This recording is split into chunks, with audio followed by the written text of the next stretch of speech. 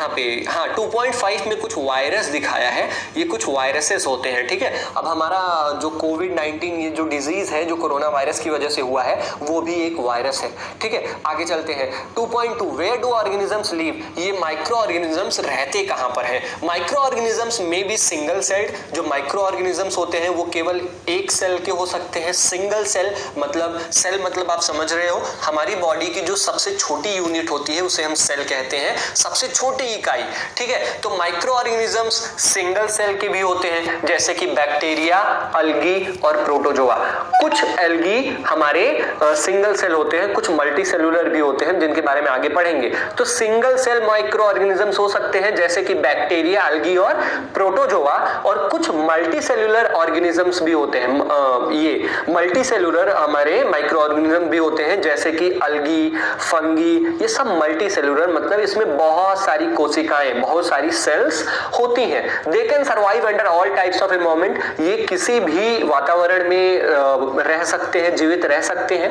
Ranging from ice cold climate to hot springs and deserts to marshy land, चाहे वो ice cold climate हो, चाहे वो बहुत ठंडी वातावरण हो, चाहे वो बहुत ही ज्यादा गर्म हो, ठीक है, चाहे डिजर्ट रेगिस्तान हो, चाहे दलदल जमीन हो, हर जगह ये पनपते हैं micro organisms. They are also found inside the bodies of animals including humans, और ये कभी कभी तो एनिमल्स जानवर और इंसानों के शरीर के अंदर भी पाए जाते हैं, ठीक है। और कुछ micro organisms, some micro organisms grow on other organisms while others exist freely, कुछ माइक्रो ऑर्गेनिजम्स दूसरे के शरीर में पनपते हैं, कुछ अपना अकेले सिंगल मतलब फ्रीली एकदम आजाद होकर पनपते हैं, उनको किसी बॉडी की जरूरत नहीं पड़ती है। जैसे कि अमीबा अकेले पनपती है, और वहीं पर जो फंगी और बैक्टीरिया होती है वो कॉलोनीज में होती है। मतलब कॉलोनी मतलब आप फिगर देख लीजिए, आपको पता चल जाएगा। कॉलोनी जैसे इंसान की कॉलोनी होती है ना, एक जगह बहुत सारे लोग रहते हैं,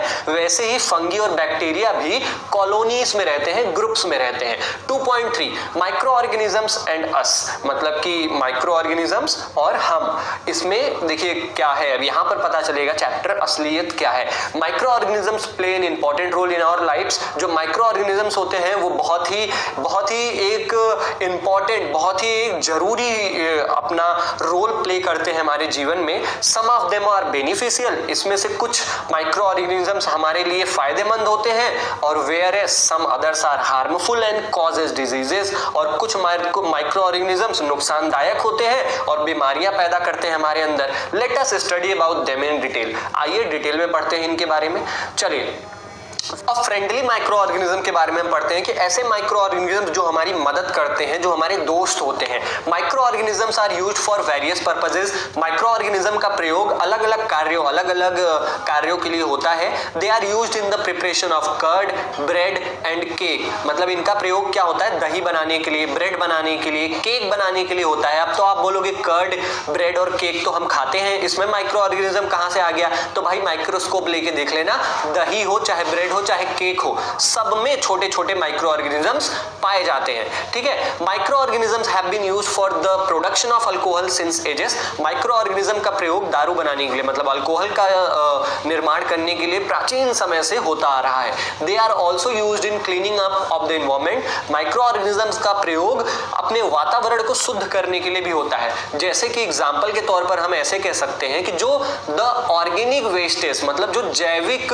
हमारे वेस्ट होते हैं, जो जैसे कि हमारी सब्जी का छिलका हो गया, ठीक है, और मरे हुए जानवरों की जो डेड बॉडीज है, फेसेस मतलब जो हमारे वेस्ट प्रोडक्ट हैं, इन सबको साफ करने के लिए, इन सबको डीकंपोज करने के लिए माइक्रो ऑर्गेनिज्म का प्रयोग होता है। मतलब इन सबको ऐसे कह सकते हो, ये सब क्या करते हैं, are broken down into harmless, मतलब ये टुकड़ों में तोड़ दिए जाते हैं। माइक्रो ऑर्गेनिजम्स क्या करते हैं, जो सब्जी के छिलके होते हैं, एनिमल के रिमेन्स होते हैं, फेसेस होते हैं, इन सबको छोटे छोटे टुकड़ों में तोड़ देते हैं ताकि इनका कुछ काम किया जा सके, यूजेबल सब्सटेंस बनते हैं, ठीक है। बैक्टीरिया की मदद से इन जैविक वेस्टेज को काम में लाया जाता है, ठीक है। Recall that bacteria are also used in the preparation of medicine, आपको याद होगा कि बैक्टीरिया का यूज हमारे मेडिसिन बनाने के लिए, दवाइयां बनाने के लिए भी होता है।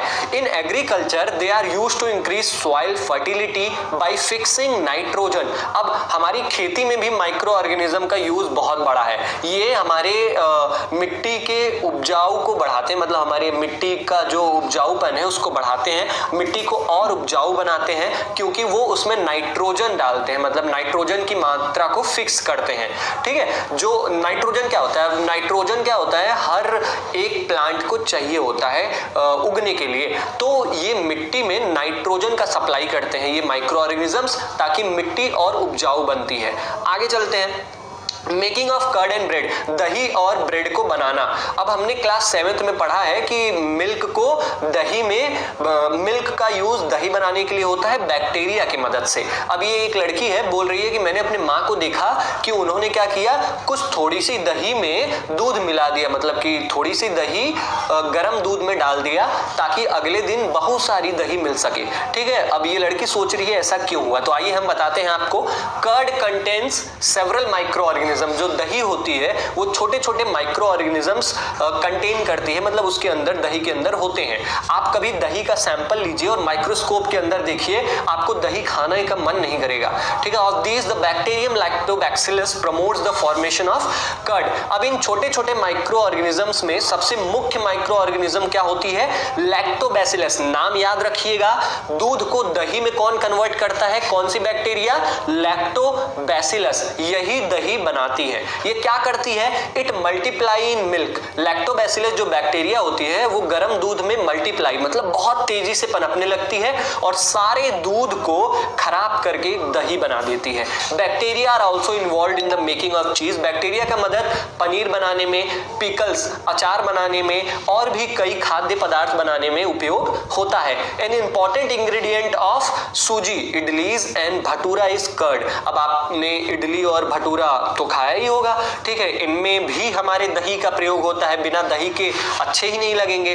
तो दही का यूज किसके किन चीजों के लिए होता है वो तो बताने की जरूरत है नहीं। दही तो हमारे खाने पीने में यूज होता ही है, हमारी लगभग चीजों के साथ दही हम खा सकते हैं। तो दही किससे बनता है, लैक्टोबैसिलस की मदद से बनता है। अब